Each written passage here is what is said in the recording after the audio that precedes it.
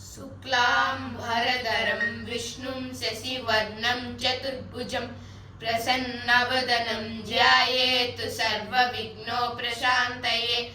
श्रीमहागणाधिपतये नमः। श्रीसूक्तम्। ॐ हिरण्यवर्णां हरिणीं सुवर्णरजतस्रजां चन्द्रां हिरण्मयीं लक्ष्मीं जातवेदो महावः। तां महावः जातवेदो लक्ष्मीमनपगामिनीं यस्यां हिरण्यं विन्देयं गामश्वं पुरुषानहम्। अश्वपूर्वां रथमध्यां हस्तिनादप्रबोधिनीं श्रियं देवीमुपह्वये। श्रीर्मा देवी जुषतां कांसोऽस्मितां हिरण्यप्राकारां मारुद्रां ज्वलन्तीं तृप्तां तर्पयन्तीं पद्मे स्थितां पद्मवर्णां तामिहोपह्वये। श्रियं चन्द्रां प्रभासां यशसा ज्वलन्तीं श्रियं लोके देवजुष्टामुदारां तां पद्मिनीमीं शरणमहं प्रपद्ये। अलक्ष्मीर्मे नश्यतां त्वां नृणे आदित्यवर्णे तपसोऽधिजातो वनस्पतिस्तव वृक्षोत बिल्वः। तस्य फलानि तपसानुदन्तु मायान्तरायाश्च बाह्या। अलक्ष्मीः उपैतु मां देवसखः कीर्तिश्च मणिना सह। प्रादुर्भूतोऽस्मि राष्ट्रेऽस्मिन् कीर्तिमृद्धिं ददातु मे। शुक्तिपाशां मलां ज्येष्ठामलक्ष्मीर्नाशयाम्यहम्। अभूतिमसमृद्धिं च सर्वां निर्नुद मे गृहात्। गन्धद्वारां दुराधर्षां नित्यपुष्टां करीशनीम् ईश्वरीं सर्वभूतानां तामिहोपह्वये। श्रियं मनसः काममाकूतिं वाचः सत्यमसीमहि। पशूनां रूपमन्नस्य मयश्रीं श्रयतां यशः। कर्दमेन प्रजा भूता मयि सम्भव कर्दमा। श्रियं वासय मे कुले मातरं पद्ममालिनीम्।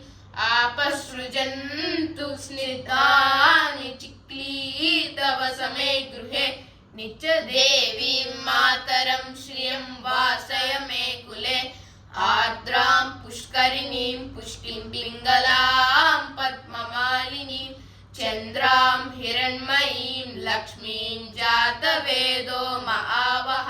आर्द्रां यः करिणीं यष्टिं सुवर्णां हेममालिनीं सूर्यां हिरण्मयीं लक्ष्मीं जातवेदो महावः। तां महावः जातवेदो लक्ष्मीमनपगामिनीं यस्यां हिरण्यं प्रभूतं गावो दास्योऽस्वान् विन्देयं पुरुषानहम्। यस्युचिः प्रयतो भूत्वा जुह्यादार्जमन्वहम्। सूक्तं पञ्चदशच्च श्रीकामः सततं जपेत्। आनन्दः कर्दमश्चैव चिक्लीत इति विश्रुताः। ऋषयस्ते त्रयः पुत्रा स्वयं श्रीरेव देवता। पद्मानने पद्म ऊरु पद्माक्षी पद्मसम्भवे। त्वं मे भजसि पद्माक्षी येन सौख्यं लभाम्यहम्। अश्वदायी गोदायी धनदायी महाधने धनं मे लभतां देवीं सर्वकामाक्ष देहि मे। पुत्रपौत्रधनं धान्यं हस्तिश्वादिगवेरदं। प्रजानां भवसि माता आयुष्मन्तं करोतु माम्। चन्द्राभां लक्ष्मीमीशानां सूर्याभां श्रियमीश्वरीं चन्द्रसूर्याग्नि सर्वाभां श्रीमहालक्ष्मीमुपास्महे।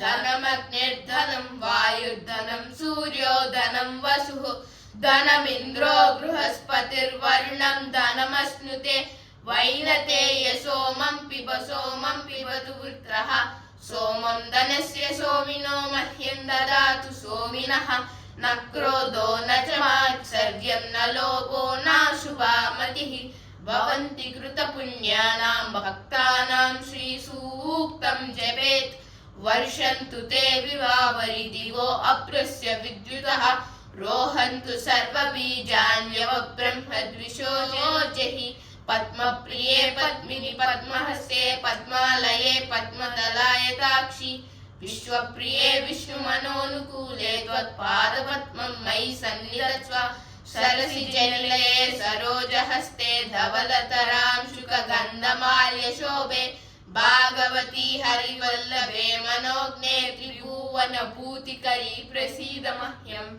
विष्णुपत्नीं क्षमां देवीं माधवीं माधवप्रियां लक्ष्मीं प्रियसखीं देवीं नमाम्यच्युतवल्लभां महालक्ष्मी च विद्महे विष्णुपत्नी च धीमहि तन्नो लक्ष्मीः प्रचोदयात् श्रीवत्सस्वमायुष्यमारोग्यमाविदाक्षोभमानं महीयते धनं धान्यं पशुं बहुपुत्रलाभं शतसंवत्सरं दीर्घमायुः या सा पद्मासनस्था विपुलकटितटी पद्मपत्रायदाक्षी गम्भीरावर्तनाभिस्तनभरणमिता शुभ्रवस्त्रौत्तरीया लक्ष्मीर्दिव्यैर्गजेन्द्रैर्मणिकर्णखचितैः स्नापिता हेमकुम्भैः नित्यं सा पद्महस्ता मम वसतु गृहे सर्वमाङ्गल्ययुक्ता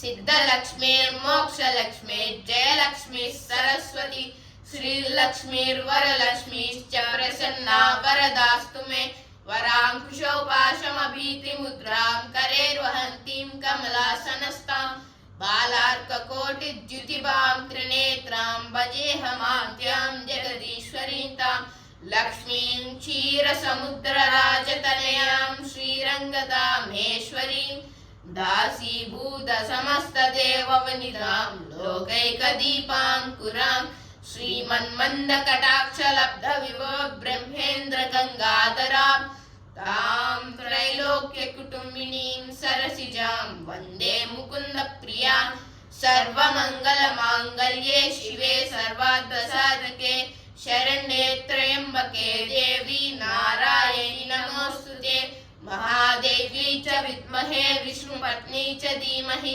तन्नो लक्ष्मीः प्रचोदयात्। ॐ हरिः ॐ। सर्वे जना सुखिनो भवन्तु।